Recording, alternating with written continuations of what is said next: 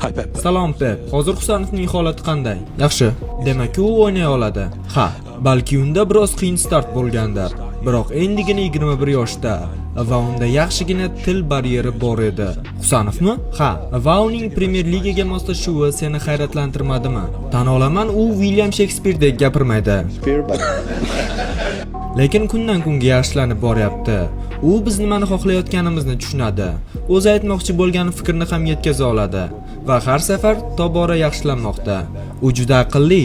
Odatda odamlar uni faqat jismonan kuchli, baquvvat va tezkor futbolchi deb o'ylashadi. U har doim maydonda to'g'ri pozitsiyalarni egallaydi. Juda tezkor. Yo'qotilgan pozitsiyani tezda tiklab olish uning eng katta fazilatlaridan biri. Lekin faqat shu emas, Husanov haqida noto'g'ri fikrga bormang.